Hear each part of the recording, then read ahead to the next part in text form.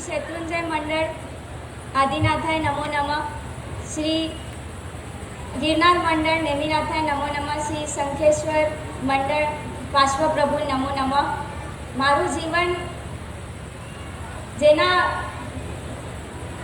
એમાં પસાર થયું છે એવા શ્રી અશરફા મંડળ શ્રી વાસુપૂજ્ય સ્વામીને નમો નમઃ.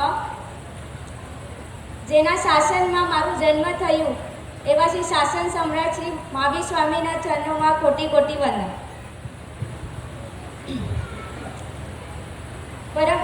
બધા સર્વ આચાર્ય ભગવાન ગણિવર્ય ઉપાધ્યાયના સાધુ સાધ્વી ને મારા ચરણોમાં કોટી કોટી વંદન. અહીંયા ઉપસ્થિત બધા ભાઈઓ બહેનો, શ્રાવક શ્રાવ્યકો, માતાઓ તમ સવારને મારા પ્રણામ. મારું નામ તો બધાને ખબર જ છે, માનસી છે, કેમ કે રોજ ગડગડાય છે માનસીબેન જીનલબેન. હું બહુ નાની હતી, મારું જન્મ એક નાના ઘરમાં થયું હતું, એવી જગ્યાએ જેમાં સુખ સુવિધા તો બધી હતી, પણ આજુબાજુમાં ક્યાંય પણ ઉપાશ્રય અને દેરાસરો નહોતા. પણ મારી મમ્મી છે ને એ તોય પણ પાઠશાળાના બેન હતા. એ પાઠશાળાના બેન એટલે 12 વર્ષ પાઠશાળાના બેન. જાય, ભણાવે, છોકરાઓને બધું કરે, ઘરે આવે, પણ કે ને ઘરમાં જો હોય ને એ એના પાસે ન ભણે. તમારા સાથે બી આવું જ થાય ને? ટીચર પાસે ભણો, પણ ઘરે મમ્મી અગર ટીચર હોય ને તો ટ્યુશન ક્લાસીસ જરૂર લગાડો. તો મારું પણ એવું જ હતું, એમના પાસે ક્યારે ભણતી નહોતી, પણ એવી રીતે મારું જીવન પસાર થયું, મોટી થઈ, 15 વર્ષની થઈ ગઈ. 2009માં મારા ગુરુ મહારાજનું ચાતુર્માસ આવ્યું અસલફામાં. કેવું ક્ષણ હતું, શું હતું, કાંઈ ખબર નહીં. બસ હું એક દિવસે પર્યુષણના દિવસે પહોંચી ગઈ, કેમ કે મારું ઘર અને દેરાસર જ્યાં અસલફા છે અને હું જ્યાં રહેતી હતી એ કમસે કમ 1.5 થી 2 કિલોમીટરની દૂરી પર હતી, એટલે રોજ તો જવાય જ નહીં મારાથી. પણ એક દિવસ પર્યુષણમાં પહોંચીને જ્યારે મેં મારા ગુરુ મહારાજને પહેલી વાર જોયું ને તો મનમાં એમ ખટકો લાગ્યો. એ કે ને મૂવી જોઈ હશે ને કે દિલમાં કિક લાગી, કિક. એ એવી કિક કોઈને જોઈને ના લાગી જો મારા ગુરુ મહારાજને જોઈને લાગી મને. હું કેવી હતી કે મને છે ને સફેદ કપડાં ને સફેદ કપડાં તો હું એમનાથી દૂર ભાગી જતી, કેમ કે મને એમનાથી ડર લાગે કે આ સફેદ કપડાવાળો કેવા હશે, આમની બોલી કેવી હશે, શું બોલતા હશે, આપણા જેવું બોલતા બી હશે, નોર્મલ વાતો બી કરતા હશે, તો હું એમના પાસે જઈને હું શું બોલીશ. પણ મારા ગુરુ મહારાજ એવા હતા, શીતલ જેવા, કે એમના પાસે જઈને મારે બધું કે ને એક અલગ જ ફિલિંગ આવી ગઈ એમને જોઈને. ત્યારથી હું એમના પાછળ દોડું છું. 15 વર્ષની હતી, આજે હું 30 વર્ષની થઈ ગઈ. કે હું દીક્ષા આજે સુધી મારો આજે નંબર લાગ્યો આટલા વર્ષોમાં. એ જ્યાં ચાતુર્માસ કરે ને હું એમના પાછળ જાઉં ને મારા સાહેબને પણ હું બહુ ગમું, એટલે હું જ્યાં પણ જાય ને મને તરત બોલાવી લે કે જલ્દી આવી જા માનસી, અમે અહીંયા છે, આજે અનુષ્ઠાન છે, આજે પૂજન છે, આજે દિવાળી છે, દિવાળીની છઠ કરવી છે, આ ફોર્મ ભરવું છે, આ તીર્થયાત્રાઓ કરવી છે. અને એ જેવું કે ને આપણે બધાને હા પાડવાની, યસ, કે મને જવું છે, કેમ કે મને ગમતા જ હતા એટલા, અને આપણને જો ગમે એ જો કે ને આપણે કરીએ. એવું કરતાં કરતાં મારા મનમાં છે ને એક ભાવ જાગી ગયા. એ કેવા ભાવ હતા, શું હતા, મને કાંઈ ખબર નહીં. મને એવું લાગતું હતું કે આ કેવા ભાવ છે, આ કેવું પ્રેમ છે. પછી એવું એક ક્ષણ આવ્યું કે મારા સાહેબને મને કીધું કે તું એને દીક્ષા લઈ લે, હવે તારાને ભાવ બહુ ઉછળતા લાગે છે. મેં કીધું ના મારા સાહેબ, મારી 10વીની બોર્ડ બાકી છે, 12વીની બોર્ડ, પછી 12વીની બોર્ડ આવી ગઈ, પછી 15વીની બોર્ડ આવી ગઈ. આટલી બધી બોર્ડ્સ કરીને કરતાં હું એક પાર્લરના લાઈનમાં લાગી ગઈ. મેં હેર ડ્રેસરનો કોર્સ કરી લીધો, એ પણ ઇન્ટરનેશનલ. હવે એમાં લાગ્યા પછી તો આપણે કહેવાય ને એ બિઝનેસ જ એવું છે કે આપણને આકર્ષણ કરી લે, એવું આકર્ષણ કરે કે પછી આપણને મોહ લાગી જાય. પણ તોય મારા ગુરુ મારા સાથે હાર નહીં માની. 15 વર્ષ સુધી એ હાર નહીં માની, એટલે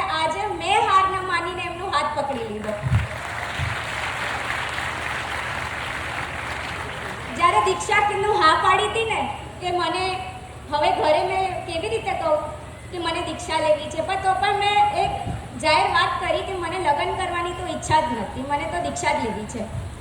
તો જેવી આવા ભાવો પ્રગટ થયા ને તો મારા જો ઓળખીતા રિલેટિવ્સ યા જો બી હોય ને એ બધા મને બધા સવાલ પૂછવા લાગે. સવાલ કેવા કે દીક્ષા જ કેમ લેવી છે, સંસારમાં રહીને બી તો ધર્મ થઈ શકે છે, થઈ શકે છે એવું મને બધા જ કહેતા હતા. તો હવે ના નહીં પાડો. ઓલમોસ્ટ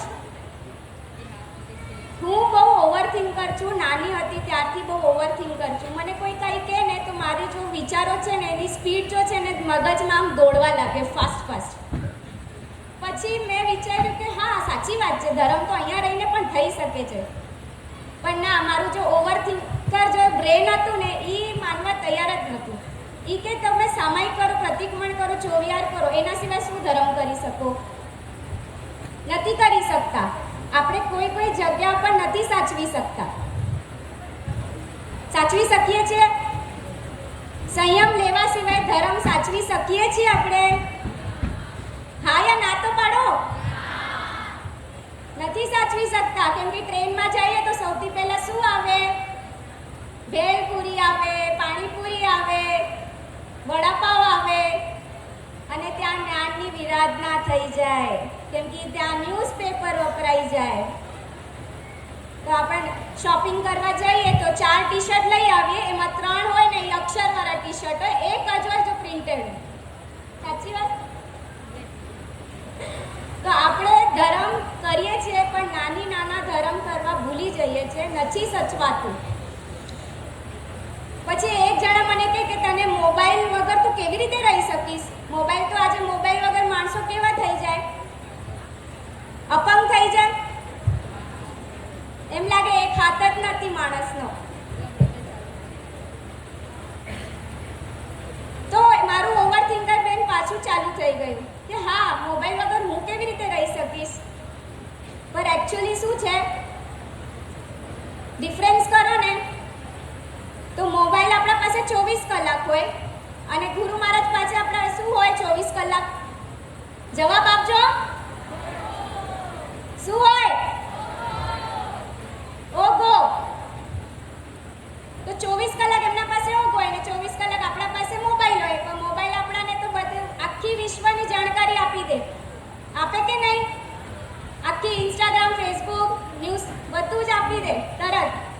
પણ રજોહરણ એ આપણે વિશ્વની જાણકારી ના આપે, એ આપણને વિશ્વને જીતાવી દે, મોક્ષ સુધી લઈ જાય.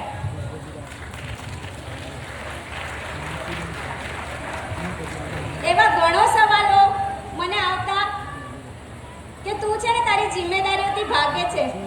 હું મારી જિમ્મેદારીઓથી ભાગું છું તો કોણ ભાગે છે? મને કહે કે તને ને લગ્ન નથી કરવા ને એટલે તને દીક્ષા લેવી છે. મારું ઓવરથિંકર બ્રેન પાછું ચાલુ થઈ ગયું. સાચે આવું છે? લગ્ન નથી કરવું એટલે જ દીક્ષા લેવી છે, એટલે સંયમ લેવું છે? તો ના, હું ભાગતી નથી, હું અપનાવું છું. જો કે છે એ ભાગે છે. મેં આ ચીજને અપનાવ્યું છે, પ્રેક્ટિકલી અપનાવ્યું છે. તો આપણે કહીએ ને કે પ્રેક્ટિકલ નથી, તો એકચ્યુઅલ લાઈફમાં હું ને જીનલબેન અત્યારે પ્રેક્ટિકલ થઈ ગયા છીએ. સાચી વાત? કેમ કે અમે પ્રેક્ટિકલી બધું એક્સેપ્ટ કરી લીધું છે, અપનાવી લીધું છે ને હવે કાલે પણ અમે રજોહરણ અપનાવવા જ જઈ રહ્યા છીએ. હું મારા બધા ઉપકારોને નમન કરું છું જે મને અહીંયા સુધી લાવવામાં બહુ મદદ કરી છે. સૌથી પહેલો ઉપકાર મારા માતા પિતાનો, મને જન્મ આપ્યો, એવો સંસ્કાર આપ્યો કે મને ક્યારે પણ કોઈ બી વસ્તુમાં અંતરાય નથી નાખી. જ્યારે સંસાર રિલેટેડ તો નથી જ નાખી, પણ ધર્મ રિલેટેડ પણ ક્યારે નથી નાખી. જ્યારે પૂછું તો હા જ પાડે. એવી રીતે બીજા ઉપકારો મારા ગુરુ ભગવંતોનો, એ મારા કંઈ સગા નહોતા લાગતા. જીનલબેન, તમારા ગુરુ તમારા સગા લાગતા હતા? તમારા ઘરના ગુરુ મહારાજ એટલે ફઈ મહારાજ માસી મહારાજ હતા, મારા પણ નહોતા. એમને કાંઈ એવું નથી કે અમે દીક્ષા લઈ લઈએ, તોય એમ અમને હાથ કેમ પકડી રાખ્યો?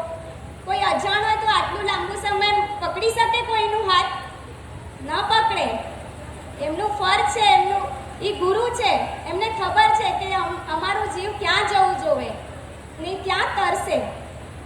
તો મારા ગુરુ ભગવંતોને મારું કોટી કોટી વંદન, મારા અસલ્ફા સંઘને કોટી કોટી વંદન. દેવચંદભાઈ જો નેશનલ ચીકીના નામથી બહુ પ્રખ્યાત છે, એમના ઉપકારો તો હું ન ભૂલું ક્યારે. એમના શરણમાં જ હું મોટી થઈ છું, જેવી રીતે દાદાના શરણમાં થઈ છું, નાની એમના જ પાસે મોટી થઈ છું. પછી મારા ભાઈઓ મનુભાઈ, દીપકભાઈ, ધર્મેશભાઈ, બધા ભાઈ જો મારી દીક્ષા માટે આટલા ઉત્સુક હતા કે મુહૂર્ત કઢાવવા, આમ 24 અવર્સમાં મુહૂર્ત કઢાવી લીધો. એટલે બધાને આશ્ચર્ય થાય કે આ અચાનક નવી મુમુક્ષુ ક્યાંથી આવી ગઈ? એક આ 4-5 દીક્ષા તો સાંભળી હતી, 6ઠ્ઠી દીક્ષા ક્યારે લાગી ગઈ? કેમ કે આ બધા ભાઈઓનું અને મારા અસલ્ફા સંઘનું એટલું ઉત્સાહ હતું ને કે 24 કલાકમાં મારું મુહૂર્ત કઢાવી લીધું. કેમ કે એમને ખબર હતી પહેલાથી કે મારા જો ભાવ છે આ જ છે, દીક્ષાના ભાવ છે. તો બધાના ઉપકારો ને હું વંદન કરું છું. અને હવે અમે કાલે રજોહરણ પ્રાપ્ત કરવા જઈ રહ્યા છે. અને હું એક ઉપકાર જીનલબેનનું પણ માનવા માંગુ છું, જીનલબેન અને એમનો પરિવારનું. એ એટલે કે આજે અમે સાથે બેઠા છીએ ને એટલે નથી કેમ કે અમારું મુહૂર્ત સાથે નીકળી ગયું છે. એ એટલે નીકળ્યું છે કે મારા સાહેબ અમને સમજાવે કે આ પરભાવોના બધા તમારા છે, કે તમે પરભાવોમાં ક્યારેક મળ્યા હશો ને ત્યારે આજે તમે મળ્યા. નહીં તો આટલા પરિસરમાં ખાલી આ બેન કેમ મારા બાજુમાં બેઠા છે? એ મારા કંઈક સખી હશે, કાંઈક તો એમની મૈત્રી ભાવ હશે જો આજે મારા બાજુમાં બેઠા છે. તો આજે મારા કલ્યાણ મિત્ર બનીને હું એમની તો દીક્ષા હતી જ, મારી દીક્ષા એમના સાથે જોડાઈ છે. અને અમે જો રજોહરણ કાલે લેવા જઈ રહ્યા છે, બધા તમે સર્વ અમારી દીક્ષામાં કાલે તારીખ તો કહેવાની જરૂરત જ નથી કેમ કે દૂર છે જ નહીં, few hours to go છે, few hours to go. તો બધા અમારી દીક્ષામાં જરૂરથી પધારજો.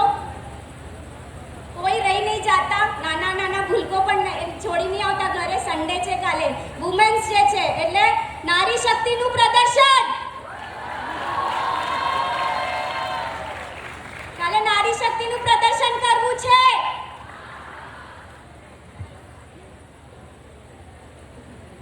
જીન આજ્ઞા વચન વિરુદ્ધ કાંઈ પણ બોલાઈ ગયું હોય તો મિચ્છામિ દુક્કડમ.